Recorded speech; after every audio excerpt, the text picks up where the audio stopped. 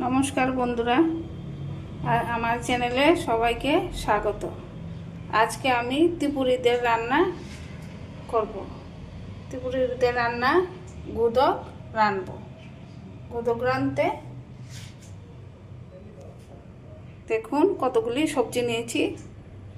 পটল, লচ্ছিম, টমেটো, বেগুন, কাঁচা লঙ্কা, কাঁঠালের বিচি থেতো করে নিয়েছি, আলু, কুমড়ো, কারকল, ঝিঙে আর একটু রসুন নিয়েছি। রসুনটা লাস্টে থেতো করে দেব। এখন কড়াইটা গরম হয়ে গেছে, কড়াইয়ের মধ্যে জল দিয়ে দেব। বেশি করে জল দিয়ে দেব।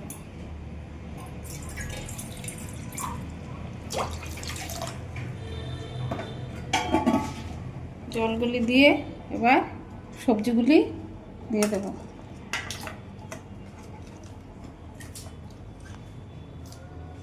সবগুলি সবজি দিয়ে দিচ্ছি।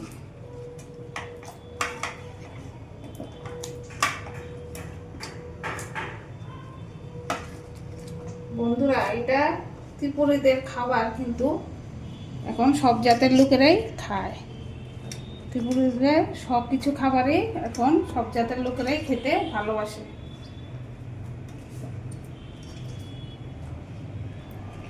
এটা খুব হেলদি, তেল মশলা কিছুই লাগে না, খেতে খুব দুর্দান্ত হয়, সবাই খেতে পারে।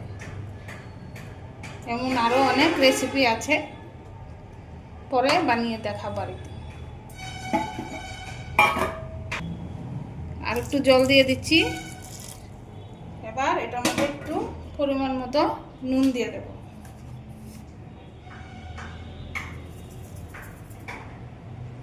সামান্য একটু হলুদ দিয়ে দেব। বেশি হলুদ দেব না, সামান্য দেব। দিয়ে এবার একটু নাড়িয়ে দিই।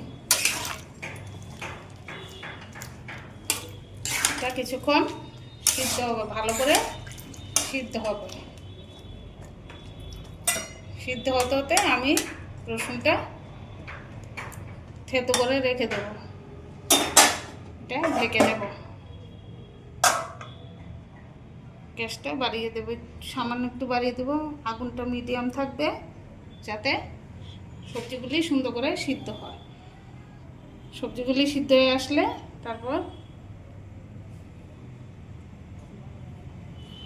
যেমনি বাসাতে সবজিগুলি সিদ্ধ হয়ে আসলে তারপর এই দুটো শুটকি দিয়ে দেব আর রসুনগুলি থেতো করে নেব।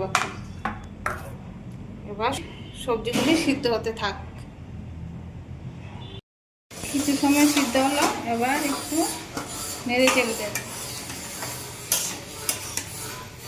তার সময় এভাবে একটু চিনি দিয়ে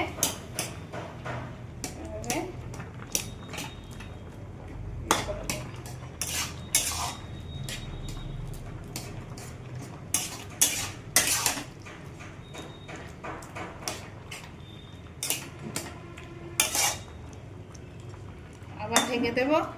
আর একটু সময় হবে।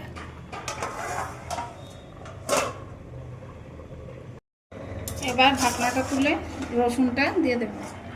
রসুনটা দিয়ে একটু সময় রসুনটা দিয়ে দিই। রসুনটা দিয়ে এবার একটু আবার নাড়িয়ে দেব।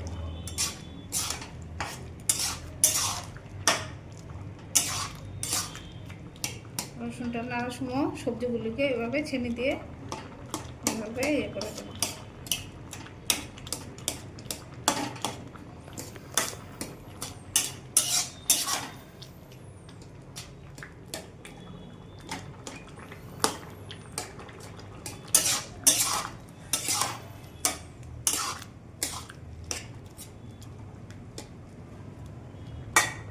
আবার আর একটু ঢেকে দেব।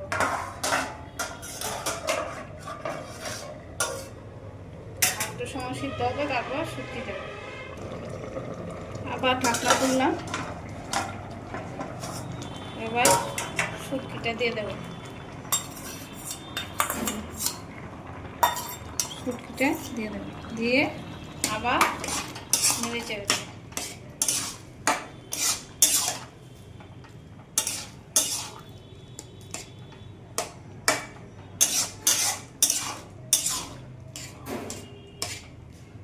শুটকিটা দিয়ে দিলাম, আবার নেড়েও দিলাম, আরেকটু সিদ্ধ হবে। শুটকিটাও ভালো করে গলে সবজির সঙ্গে মিশে যাবে। সবজিগুলো আর একটু সিদ্ধ হয়ে যাবে, আবার ঢেকে দিলাম। হয়ে গেছে, এবার ঢাকনাটা খুলে ফেললাম।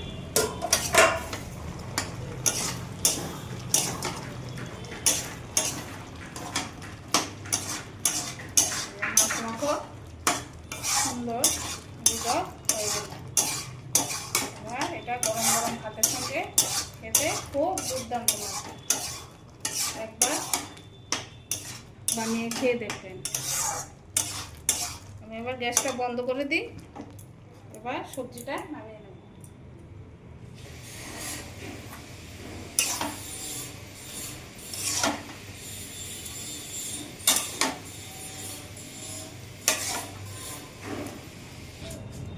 দেখুন গুদক হয়ে গেছে, কোনো তেল মশলা নেই, এমনি তেল মশলা ছাড়া গুদক রান্না করলাম।